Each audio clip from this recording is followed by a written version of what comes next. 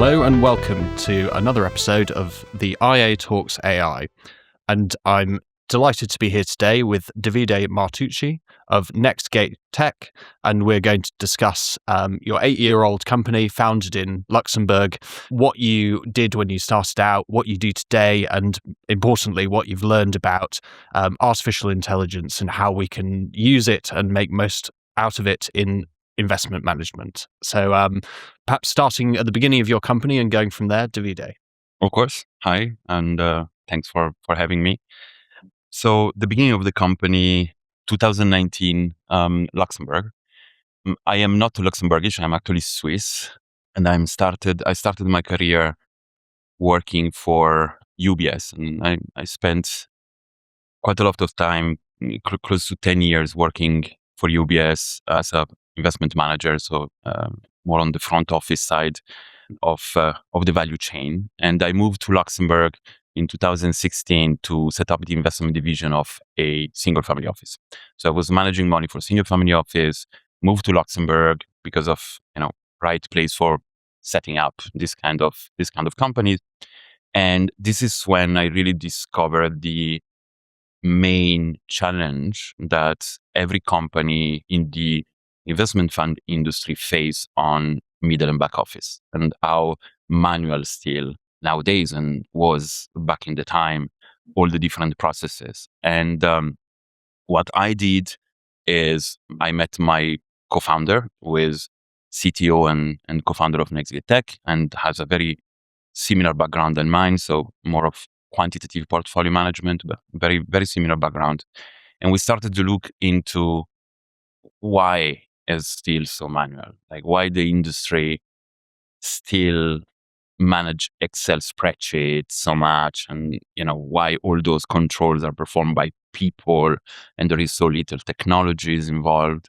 And what we discover is the main reason is that the data is a mess. And when you look at wherever you sit in the value chain, you are an asset manager, an asset owner, a bank, an asset servicer, you will have a mess of your data because you work with a lot of service provider, you have a lot of delegates, you have a lot of technology provider, everyone sending you data in different format with different data model. So the non-ability of ingesting and harmonizing that data created over time this scattered, situation in terms of data that was the main challenge to solve before being able to automate processes. And NextGate Tech really came from the idea of we want to solve the data problem first. That's the really mission back in 2019, to create this foundation to then build on top different type of automation and answer different type of pain point for the industry. Excellent. Yeah, I think that's a story that will be familiar to lots of listeners who work in financial services. It's we have this patchwork of modular systems, don't we? And getting them to all talk to each other is something that still lots of human beings have to do to make judgments about what information goes where. And so obviously you started out on this journey about how to do it. Technology has changed a lot also in that time. Maybe you can describe a bit for us how you would started out trying to tackle this problem, and then what's changed now that we've got Gen AI and things have developed in that way. Of course, so for us, we split the challenge of data, like the big challenge of data, into 3 main steps. The first is the ingestion. So have a very broad, flexible, robust, scalable ingestion capabilities, which means I can ingest any type of files, any type of data, structured, unstructured, with any type of connectivity. That's kind of the goal. And that's the first step of the challenge. The second step of the challenge is my data have been ingested. I have the data that is structured, not harmonized, but structured in my data warehouse, in my database. I need to identify what I have in my hands, right? So imagine I receive a accounting book of records, so from a fund administrator, I receive my nav pack. I am an asset manager. I receive it in SFTP, in Excel or CSV format, because that's the norm. The norm is this, or even sometimes email with attachment on those emails. So API connectivity or data warehouse or solution that can be connected with API are really the minority today. So once I have this XLS that have been ingested, I need to determine for the different sheet after parsing what I have in my hands. What are the different column, right? The fields, the attribute that I receive. And this is something that you do when you see for the first time a new source, but it's as well something that you want to be able to do in a scalable and automated way, because we do know that sources changes those fields very often. You have a column that appear or suddenly a column that disappear, or we all know those kind of problems. And so we wanted to have a very automated and efficient way of determine what is the data model. And this is the second challenge. And then the third and final challenge is, once I have my data, which is structured, I know what is what in terms of attribute. I want to know what is what in terms of records. So I have my data, I have my file, I have my portfolios, my balance of account. I know what are the different columns, what are the different fields. This is a name. This is the maturity date. This is a strike. This is an ISIN or whatever. I need to be able to know what are the different entities, the different instruments inside. And what we did in terms of technology is that we use different type of technology along the chain to answer those three challenges and those three steps. So the first, in terms of ingestion, I think is where we have been able to leverage the most recently the LLM raise, and particularly for the ingestion of unstructured data. So this, when we started, we were mainly focusing on liquid asset. And the reason of that is the data is not harmonized, but it is structured. At least you receive, CSV, you receive text, you receive that file that have a certain structure. It's not a PDF, it's not an Excel S with, plenty of sheet and formula inside and like very, very dirty type of data. So we focus on the liquid, and today we are able to say we focus on whatever. Like, send us whatever type of file, and thanks to LLM, we are able to handle unstructured data, when before, when we started, only companies that had proprietary NLP were able to do. So that's like the first challenge, and we answer the first challenge that way. And then the second and the third, we have proprietary methodology that we still use, and they're the same that we started to develop back in 2019, which, instead of leveraging LLM on that, we want to be able to be extremely certain about how do we define what is what in terms of attribute and what is what in terms of entities. And so we develop our own entity search methodology that use actually embedding methodology. So we put everything we receive from a source. So if I take again the example of this accounting book of record file that comes, I have my portfolios. I want to know what is what and what are the entities. And instead of leveraging on a, referential mapping tables that I have somewhere, I take all the entities and all the fields that I receive for these entities, and then I put that in a mathematical spectrum with the vectorization, the embedding, and this is how I'm able to say this is a equity, is an option, it's a fixed income, it's a real estate investment, it's an SPV, because I am able to leverage on all the information that I get and automatically actually determine what's this entity. So we do see an evolution, of course, on the data management piece in terms of using, LLM and GenAI mainly into the ingestion, so the first step. But where we really see a big, big impact is what happened after. So once your data is harmonized, once your data is clean and standardized, what LLM and GenAI give you as a possibility nowadays that was not the case before is to create very custom workflows on top of that in a very short time frame, and being able actually to shorten the time to value on those customized workflows that you can build on top of data that have been processed in a more deterministic way, if it makes sense. Yeah.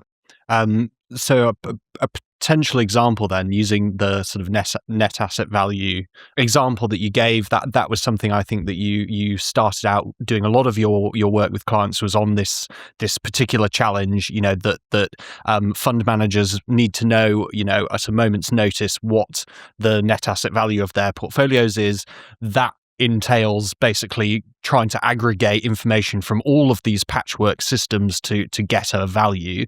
And there are frequent errors. That was one of the things that you first tried to address, starting with the rule in Luxembourg that obliged fund managers there to actually have a proactive approach to this, rather than just, getting a slap on the wrist if they were found in a spot check to have got it wrong. So you kind of dived in there and helped them structure that. The next layer on top, you're talking about the kind of now the more agile workflows that you can add once you have that foundation.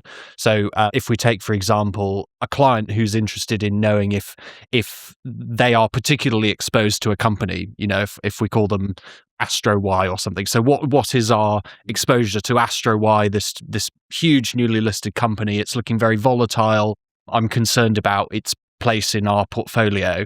And your tool can help them interrogate that question and provide an answer to that question without somebody having to go in and resolve all of these data challenges, to answer this one query. Is that right?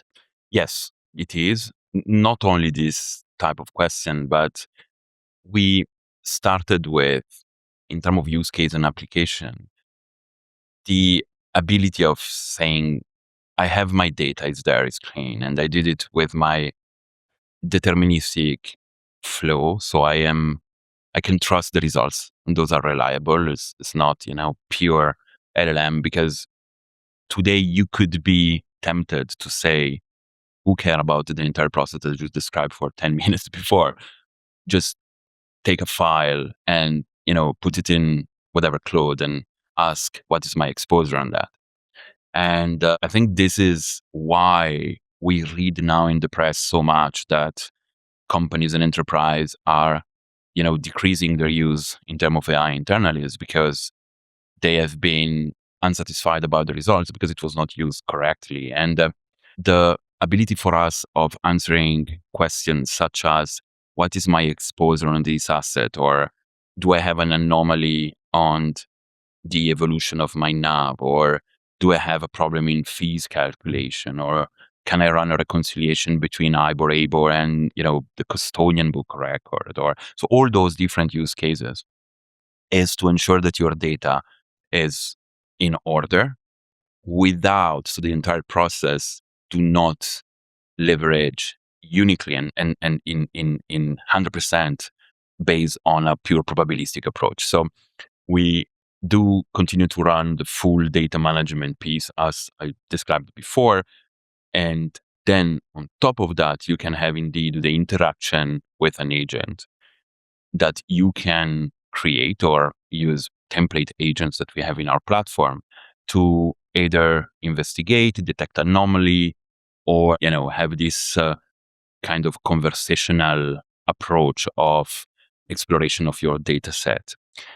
But I do believe it's super important to make understand the industry that it needs to be a mix between deterministic workflow and probabilistic, so LLM approach, and using LLM where they are strong and not using LLM for tasks that they are not, normally have been created for those type of tasks. So everything that is numerical, everything that is actually that require this scalability and trust in terms of the results require this mix between the two approach, and require to put a governance around the agent that you will use to interrogate and do this conversational aspect of with your data set, so that you ensure that you can ground and decrease the level of hallucination you may have if you just go wild on use of agents. So you'll correct me if I'm wrong, but my impression is that you've kind of arrived at this understanding through that experience, that sort of years of experience you had preceding the introduction of generative AI, and then what came afterwards. So in lots of domains in financial services, we found before Gen AI where we could kind of automate or tighten up processes, very manual processes, using traditional software, we did that, but it reached its limit. There was still this threshold beyond which we couldn't, as you say, unstructured data is something that's traditional software just never really was able to navigate. So you kind of learned the benefits of having a really tight process for the things that can be manipulated deterministically. You saw the value that created. Then Gen AI arrives, and now you have a tool that you can put on top of that can kind of work where you need that little bit of extra agility. The LLM is able to bring that agility, and you can then build this architecture that kind of leverages, on the one hand, the deterministic areas in all the areas you want it to be really tight and deterministic. But then where you need that agility, the LLM comes in, it provides that. You calibrate potentially the model temperature to make sure that it's not going too wild, as you say, but you're able to layer it on top rather than coming in and saying, oh, we've got these Gen AI agents now, they're very agile, they can navigate unstructured data. Let's just ask them the question and they'll come back with the answer. And I think a lot of us have used the tools, know that it's inconsistent at best if you try to get it to do that. Yes, you're right. Like the on top, in within, like really having the ability of using LLM, creating agent, interacting with tool skills, and being able to govern them in a way that allow us to be extremely flexible in workflows creation. And we can give a very, very concrete example of that, where agents are good and where we would then, leverage on a deterministic workflow. And Nextgate platform, and this is why today we position ourselves as we are the ecosystem of agentic automation in the investment operation. It's because what we provide is really this environment to enable the use of LLM and agent with the entire guardrail and tools that needs to be ingested and used and leveraged by agents to perform this in a way that you can trust. If we look at where we see that is very good. So let's take an example. You are an asset manager, let's say small size asset manager doing private assets. So you do private capital or whatever, like a private loan, or whatever the asset you are doing. The LLM and the agentic approach will be very good into the full data, unstructured data extraction. That's good. And even before that, where we see that is very good is in the solution engineering approach. So what it means I come with my set of files. I take, whatever, 10, 50, 100 files that are representative of what I have in my universe, right? A bit of accounting book of record, a bit of prospectuses, a bit of GP reports, a bit of transfer agent. I take all of that and I give it to a solution engineer agent that look at the different files and give you sense of it and say, I see that you have those Excel there. Those are the sheet inside. This is the type of data. It matches with this. It doesn't match with that. So it gives you kind of sense. Out of that, the first step that you want to do is create a referential master data set so that everything that you do after in terms of extraction of unstructured data, it's mapped through the structure and the org chart, if I may say, that you created in this referential master data set of your entities. And why I'm saying that is to, even in the unstructured data extraction, if you take documents that are very long, prospectuses that have 100 pages with 200, with very complex data inside, the ability of giving to the agent already the structure of funds, sub-fund share classes, SPVs, different organizations, and that have been created by the solution engineering agent, reduce the truncate problem, the problems that you may have on using LLM on analyzing those type of data. So this is where using agent is very valuable in all the explorative part, the deployment part, solution engineering part, creating the master referential data, and extracting unstructured data. Once this is there, and then you have this data, we have capability in terms of data management to provide really classic, PostgreSQL databases where you can extract the data from those Excel, differentiate, parse it, put it in a defined data model. Then you can use workflows that are deterministic, with trigger that are deterministic, with step and action that are deterministic, and inside ask some agent and LLM to perform some actions. Once I have my data that have been ingested, unstructured data that have been ingested, there I want to use a mix of deterministic and LLM. And a good way of understanding that is, let's say I ingested the data and I want to start to perform controls, like what we were saying before, like nav anomalies. So I ingested my data in this loan credit private capital fund. I have weekly nav, so I start to receive different data points of those nav, and I want to give those data that have been processed, as we said, to an agent to look for anomalies.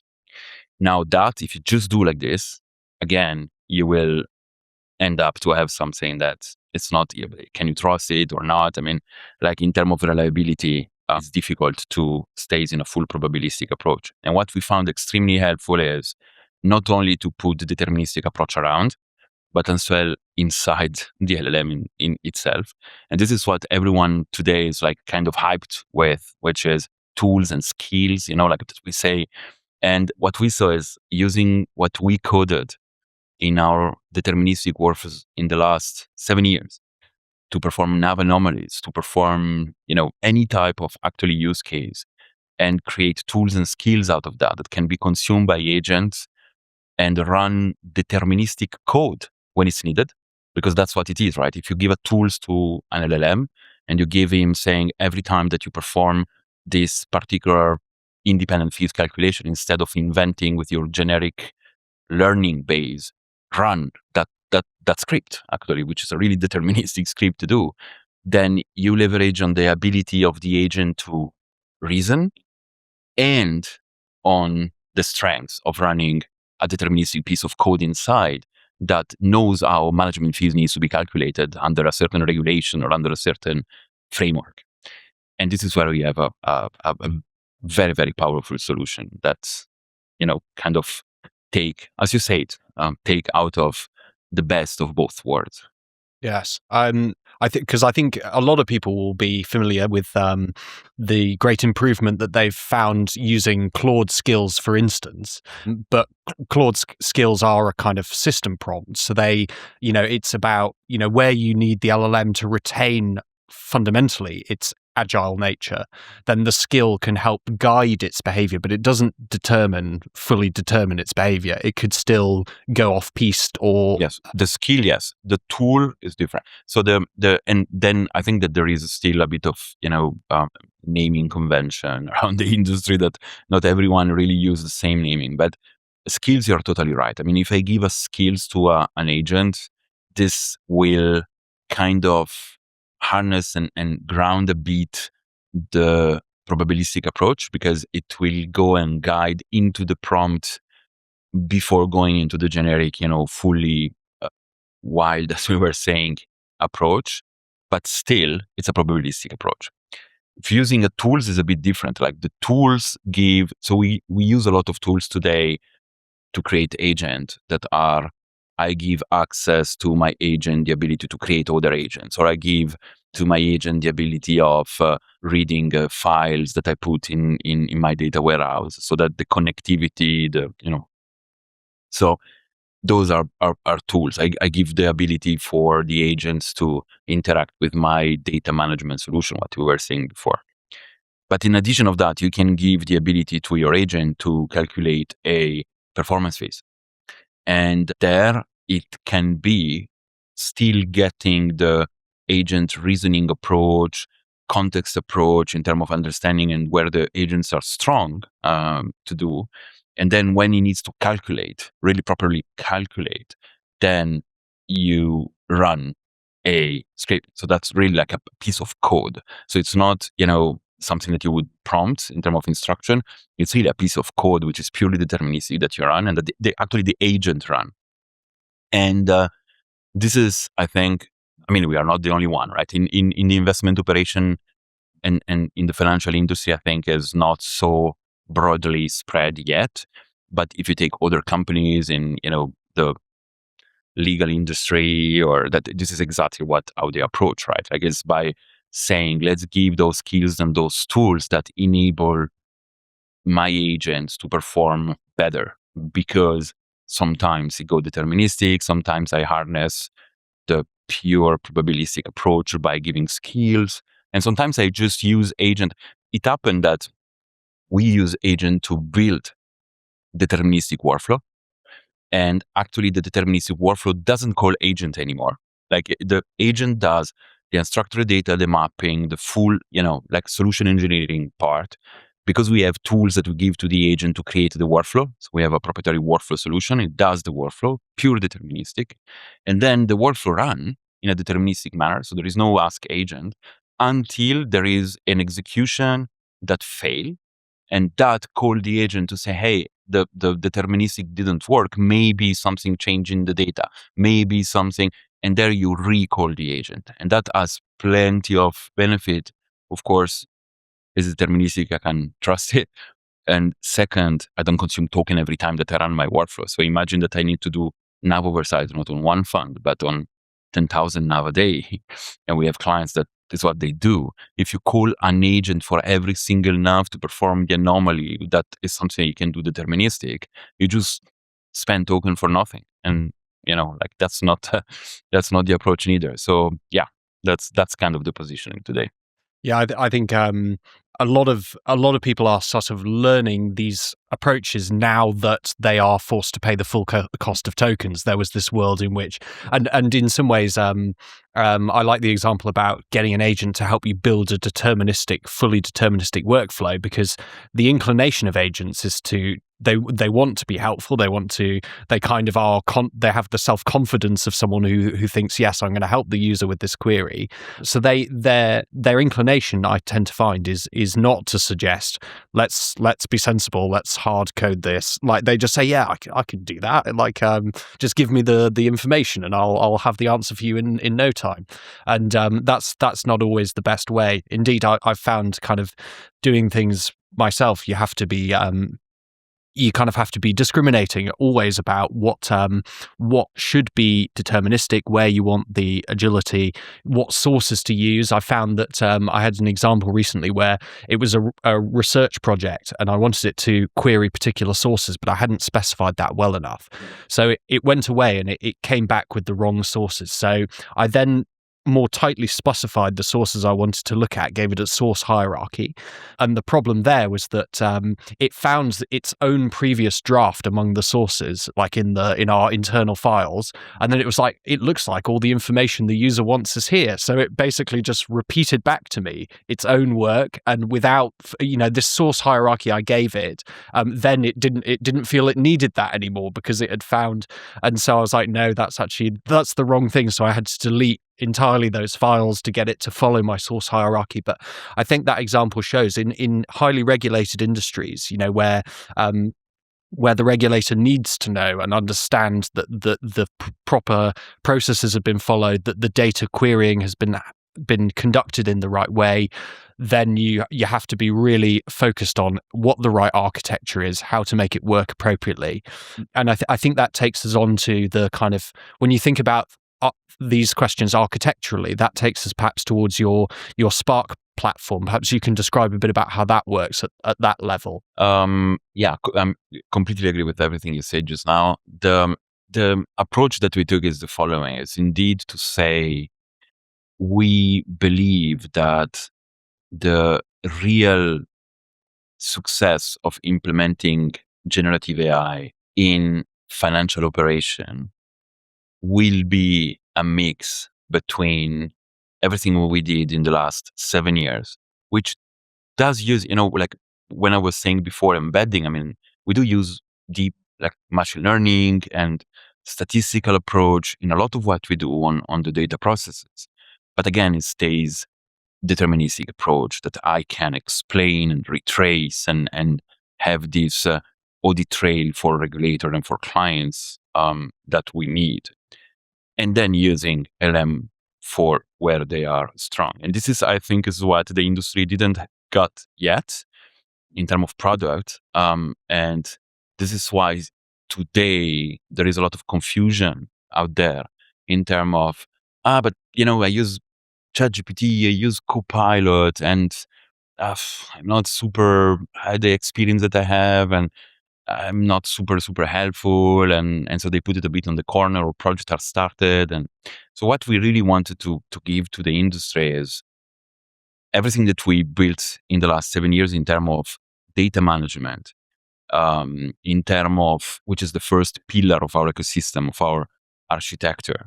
So everything that I described before, the ability of not only ingesting, harmonizing, enriching, but as well just, very basic functionality such as storing those data objects, having those data model, being able to run data quality checks, data lineage. So everything around data management with a real skew on the vertical of investment operations. That's the first pillar. The second pillar is the workflow ability and capabilities. And this, we were saying how important it is to run deterministic workflow that are visible and that you can understand exactly what happened and you can orchestrate in a way which you understand. And this is very important. Like imagine you are running reconciliation across multiple sources for huge volume. So like a big portfolios or a lot of funds. Or even if you do it for a complex fund, or even if you have one, you want to ensure that your workflows run in a certain way, that the orchestration run in a certain way. If everything just go into a big scheduled, project that is running into cloud, you will not have that ability of transparency. So we have our own proprietary workflow solution, which is, like an A10 kind of, like really like you can put your different action, you can ask agent within the workflow, but you can as well create those workflow from agents, what we were saying before. So you can use the agents to analyze the situation, create a workflow, and then running this workflow that would consume the data management pillars. And then the last pillar of our ecosystem is the interaction part of the business user, because we saw that business user. So, and when I say business user is in our clients, you have tech people, you have product people, and then you have business people. And business people do have a very diverse understanding of how to prompt, of how to, interact with AI. So we needed to give them the ability to interact with a platform that they are used to, which means I want to see widget. I want to see, like a canvas where I have charts, where I have tables, where I have, and this kind of dashboard ability, task management ability, because I receive breaches, I receive, I want to know the trail, I want to see. So this is the third and last pillar. So it's data, workflow, and interaction in terms of dashboard, canvas, task management for user. When you give those three pillars to the agentic capability, which is at the core, you end up to have this ecosystem that allow you to build and to answer in reality any type of workflow and any type of pain point in a very short amount of time. And I do sometimes demo or presentation where I show that from scratch. So I take Spark empty, like really literally nothing is there. No agent are created, nothing. I create an agent live. I select our NGT Auto as a model, which is actually an LLM that select the best LLM depending of the task underneath. I give tools to interact with the different pillars that I just described in terms of data workflows and dashboard. And then I showcase how in 5 minutes, I build from scratch a solution that ingests prospectuses, so PDF, and create a full master referential database, stored in a PostgreSQL database with a dashboard visible for a user. And this you do it in 10 minutes, 5 minutes. when we started in 2019, there were a couple of companies that were trying to do that with NLP. Reading prospectuses is a challenge in the industry that have been, I think, forever there and never really answered by those companies because it was very hard to do in terms of the diversity of those prospectuses, how they are like difficult documents, big with tables, and now seeing that you can build that, like in 5 minutes, showcase the example of, look, with our solution engineer, which I think are key part of the entire process, which are actually human engineers that comes and understand your problems, know our solution, and say, okay, this is how we will set up the architecture and the set of tools that we have to answer your need in terms of reconciliation, rebalancing, reporting, data quality checks, or helping you to just, perform certain type of checks.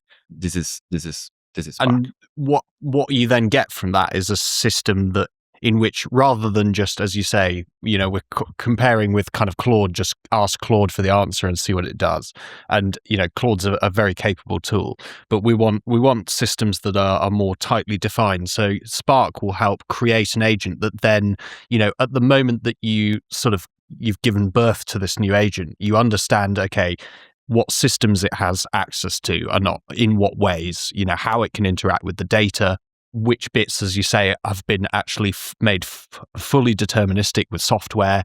And there's a sense in which, okay, you can see that not only have we created an effective tool to execute this workflow, but we also know exactly where its guardrails are. Like, we know that it can't stray out of the kind of guardrails that we've put down for it, and we can call this our kind of prospectus agent, and then there's not a sense, I think a lot of us would be, and the regulator might be understandably concerned if we said, oh, we've got this fabulous agent, it's got access to all of our systems, all of our client data and all the fund data and everything, and we can just query it however we want and it does whatever we want. I think they might say, well, okay, where are the controls? How do you stop it going wrong? And your platform helps you basically construct things that are tightly specified and well governed. Correct. Still using the power of Claude. I mean, if you do want to call Fable 5 because you have a lot of money to spend, you can. I mean, if you like it, the API call of the LLM, the underlying LLM, it's your choice. We don't have our own, like LLM. We can use any type from, like open source, or as I said, like Anthropic, Gemini. We have our own auto model, which actually leverage, a lot of Gemini, a lot of Google actually, even in the infrastructure, because we love to work with them. And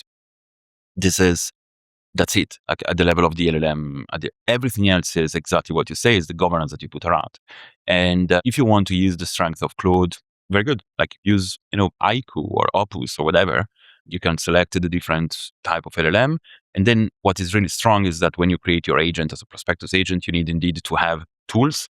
So to give those tools in terms of reading those documents, and already, if you have an agent that would just read documents, you want already to classify the type of documents that enter, and then maybe have an approach in terms of hierarchy, as we were saying before, when you go through a prospectus, and all of that is given by tools and skills.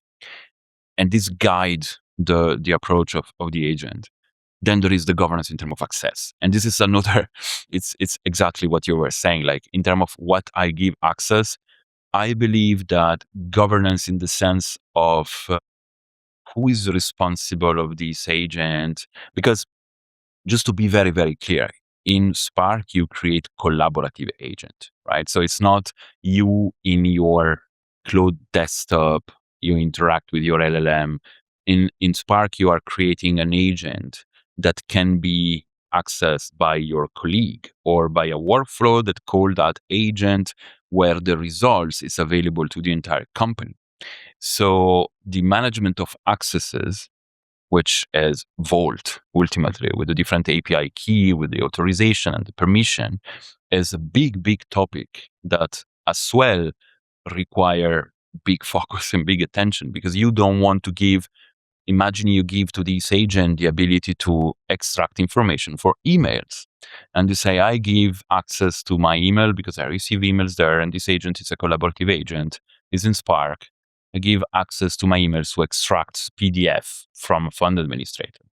Very good. I do that. The agent has access to my email, but other colleagues may have access to that agent or to that agent workflow and may end up to have access to my emails or my documents. So the management in terms of governance, and this is why we have a full layer on that, where you can manage memory, context, vault, accesses, and this is extremely important in terms of how you want to build those agents and how they interact between each other and between the different type of other users that may be around. So yes, you're right. I think I see the two level of one is harnessing and grounding the power of LLM into answering our needs in the investment operation industry with a different set of capabilities that we described before.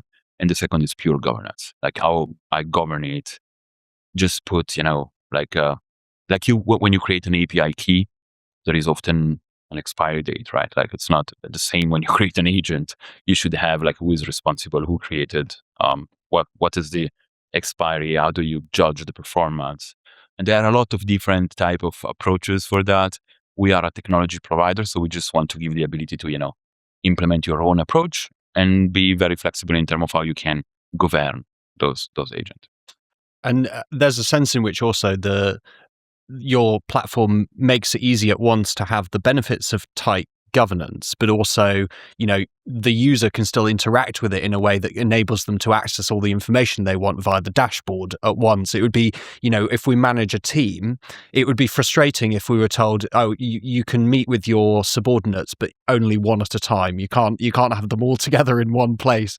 You'd say, well, that's just going to greatly slow down my day. I want to have everybody all together and speaking to each other without having a single subordinate that you basically entrust with doing all the different processes, because that wouldn't work as well. And I think the governance piece is one that maps well onto the way our regulation actually works as well. I think the example we gave earlier of the Luxembourg rule that obliged managers to be proactive in their approach to NAV, it was a kind of prescription that you then got your start helping them do that. In the UK, we have quite a prescription, quite a principles and accountability based framework, but it's one in which if you have well specified and well governed agents, they help you map their workflows onto the kind of SMCR, the senior manager's certification regime. So if I'm the manager who's responsible for these processes in the business, if you've got kind of agents that do a whole mishmash of different things, then okay, whose agent is that? If it does these things for me, but it also works for Jeff doing a host of other things, who's really responsible for it? Who's tightly specified what it can do and controls it?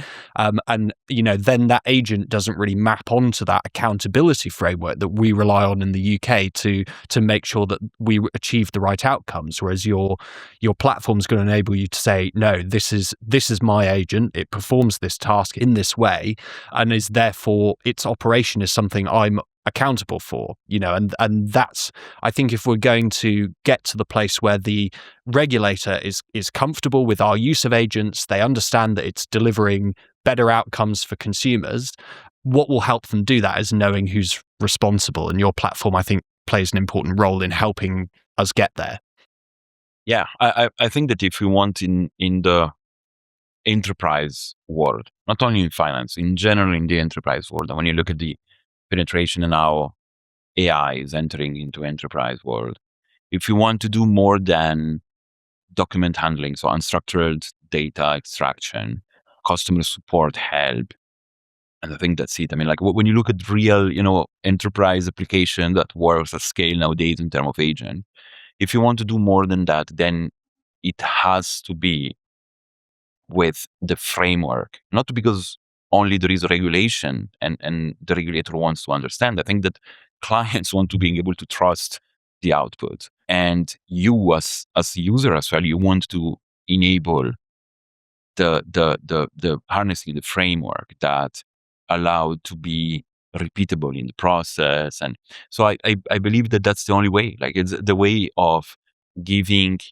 the tools, giving the ecosystem, the environment to enable agents to be good where they are good, and which is crazy if you think about, if we were discussing that like maybe 10 years ago, we would have said completely the opposite, right? But today you want to use agents where they are good in the sense of creativity, in the sense of exploration, reasoning, thinking. And where they are not good, it's more about, manipulating those type of data or do computation. I mean, I don't know if you guys had those type of example where you ask LLM to do weighted average or stuff like that, and the results are wrong. It's like just like in terms of pure, simple mathematical, operation. And that is where you need to give those agents the tools, the skills, the grounding, the harnessing to use them in this deterministic approach, plus the governance. And I think that will give enterprise in investment operation and outside the ability to really leverage on that capability. And I think it does spell out the vision for the future that we're heading towards, in which one imagines that lots of staff who today perform some of these kind of processes, that manual reconciliation, working out the nav and so on, these will be done by agents who report to a human being who is then the key judgment maker or decision maker. And we can see how kind of the roles in the industry will start to shift and change as these tools do more of these processes.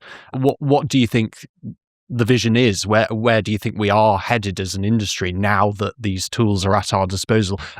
Supposing, as we've discussed, that we can get the regulator comfortable with how we want to do it. We have managers who are accountable for the outcomes and make sure that these agents stay on track and deliver better outcomes at greater speed and lower cost.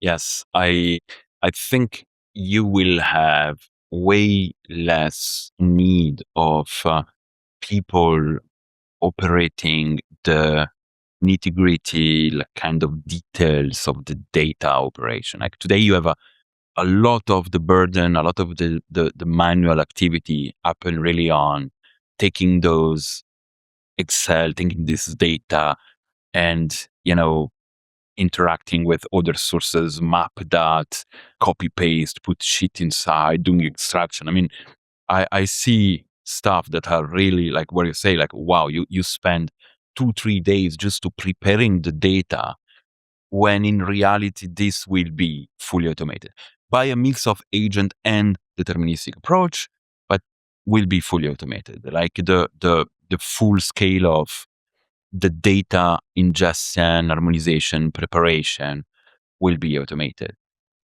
Then on top of that, you will still have the needs of people that help in configuring, building, strategize on what you make on top in terms of checks, in terms of controls, in terms of how you will position those agents, give skills to those agents. And this, you need people to do that part.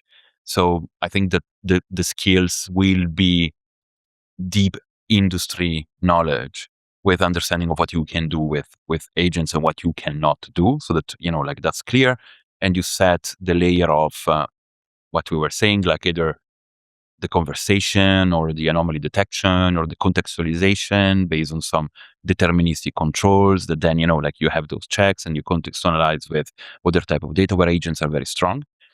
And then of course, like the ultimate step is human that have the final view on either an validation, if there is, the need of having that. But it will be with all the data prepared, all the anomaly detected, all the contextualization run, and in a way which is extremely configurable and flexible to map the different needs of the different part of the industry. So in terms of people, it's difficult to answer what it will be, like in 10 years. Like I even if we are in an industry that move slow, we are moving and is going in that direction. And I think, yes, it will be more of analytical, kind of reviewing and strategizing in the orchestration of how I use those tools to put together the type of system that I want. We see the same in tech firm with engineers. It's exactly the same. Like we less people that do the nitty gritty of the coding, the nitty gritty, and more people that actually are there to be on this problem solving mindset, architectural, so I think this is the kind of mindset we need everywhere in the future, and we will need everywhere in every industry. Yeah. And I, off the top of my head, if I imagine the example of the kind of newly listed Astro Y company, we had the question about, how your platform could help answer a question about what our exposure to that company is. And, if we can sort of get all these processes, we can perfect them in some sense with technology. That could open up new possibilities for how we serve the end investor, like the end client. It could be I might, as the guy, who's just curious about, did Astro Y improve the performance of my portfolio, in the 2 months since it listed, and I can write a query into my my investment platform, and then that will in turn query your system that will go ahead and work that out for me, with all the information and serve me that answer. And it seems as though that's we look, when you look at the kind of appetite there is for trading crypto assets and stuff like that. People want to, they're monitoring it all hours of the day, and in some sense, if we want to, for traditional financial markets to stay appealing and competitive, we have to kind of move with the times a little bit, and we can't just say, that it's very complicated back office systems and it's going to be very difficult to answer your query. A great world to live in would be one in which we have the systems that enable us to do that and to keep people engaged in what's happening in their investments. Clearly, that's a question about the full evolution of the industry. But yes, the ability of having a clean, structured back office, automated in terms of controls, should please everyone, should please the regulator, should please the clients, and ultimately will please the end investor, because resources can be then moved into how I can better serve the end customer. So you are totally right. I believe that the less we spend resources and money to try to put even more, people and controls in a way, because the data is not clean, because the processes are messy, because this is where today solution like NextGate and Spark can help to then, as you say, focus on other value added, part of the business, which ultimately will end up to create this appeal for the new generation of investors. So I believe this is the direction that the industry is going. So with the hope then of pleasing everyone, thank you very much, Davide Martucci of NextGate Tech, for speaking with us today. I hope listeners have found it a fascinating episode. I certainly have. And until next time, thank you for listening.